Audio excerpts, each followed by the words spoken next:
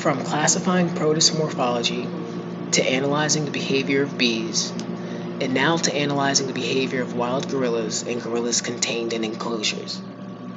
We selected this current issue of How Inhumane Zoos Are based on the national coverage of Maggie the African elephant, who was detained in a small concrete enclosure in an Alaskan zoo after the temperature began to decrease. This got public outcry after she soon refused to exercise and later eat. While normally the behavior of animals in zoos is observed using elephants, we decided to use gorillas, as they are prone to pacing while stressed. Residing in montane primary and secondary forests, western lowland gorillas, due to how often and how much they eat, are fairly nomadic, always roaming in search of new sources of food.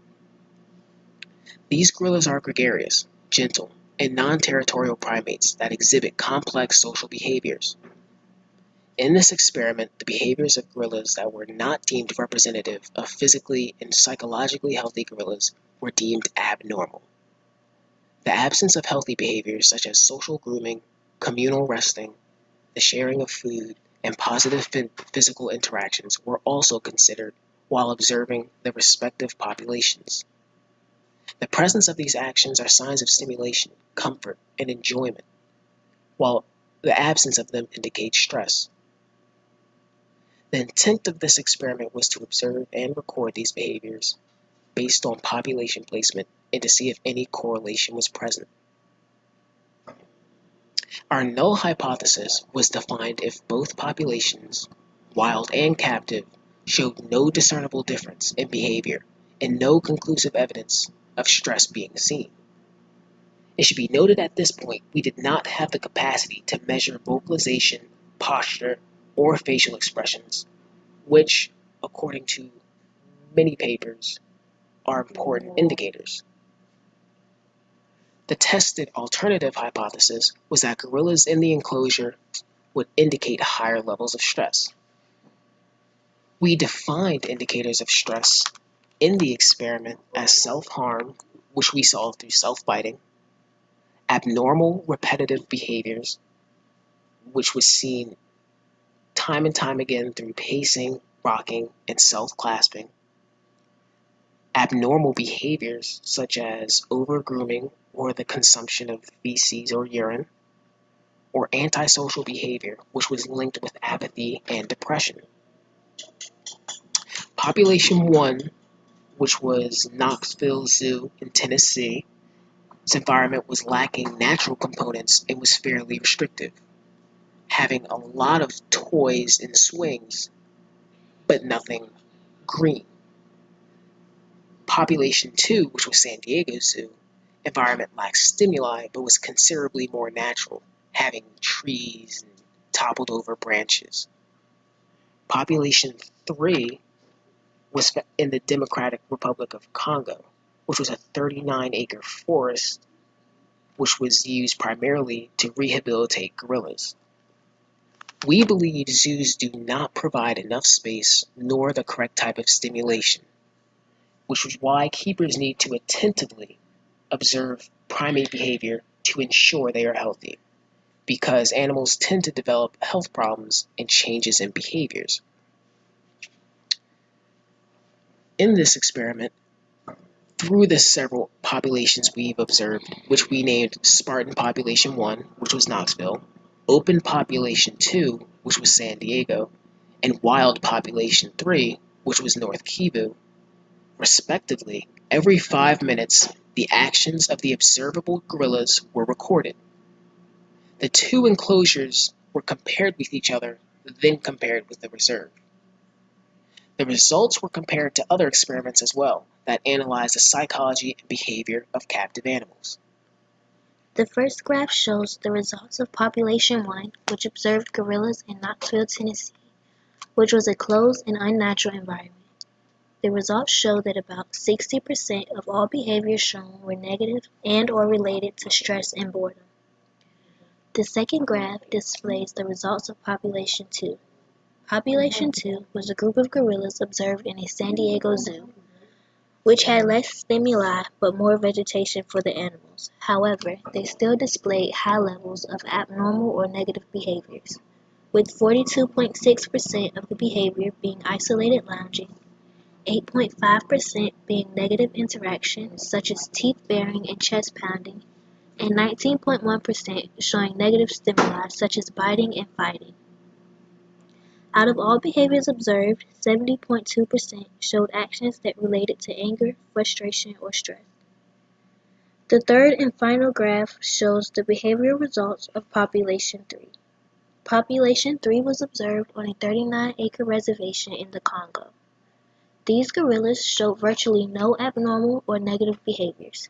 64.5% of all behaviors shown were normal and positive. This group was also the only group to be observed grooming one another, which also shows how content and happy they are in their environment and with each other. When comparing Group 1 to Group 3, you will see a tremendous increase in the amount of behaviors that show signs of stress and anger. When Group 2 is compared to Group 3, you will see that in Group 2, the amount of interactions were significantly less, and in Group 3, were significantly less than in Group 3, and when Group 2 did interact, it was almost always negative. Both Groups 1 and 2 were observed in zoos, and the results show that.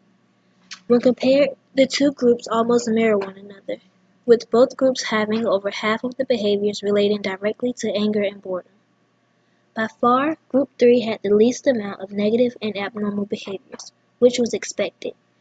As stated before, they are the only group to be observed participating in social grooming. When Group 3 is compared to the other remaining groups, it is evident that zoo gorillas have a higher and more frequent signs of distress and anger. Based on our observations, the gorillas in enclosures, especially the non-biotic ones, exhibit violent or stress-indicating tendencies more often. We can conclude exhibit designs play a crucial role, and given more space, the observed gorillas rarely interacted with each other. Alternatively, on the reserve, they remained in packs, as they should. The social aspect was missing when given more space and given a more natural environment, creating no social bonds. And while conflict is a natural form through sporadic, acute, aggressive behavior, we saw the dominant individuals persistently being aggressive and bullying, which is not good, which we believe is due to the environment not allowing gorillas the ability to avoid and escape each other as they could in the wild. We understand the conservation of gorillas having positive aspects, but the enclosures change the psychology and the behavior of the zoo animals. So while we understand it's for entertainment, education, research, wildlife conservation, and animal rehabilitation, we believe the latter isn't being focused on as much as the former. While some zoos have been actively trying to make the environment pleasurable for the detained animals, the ethics surrounding these zoo enclosures should be discussed.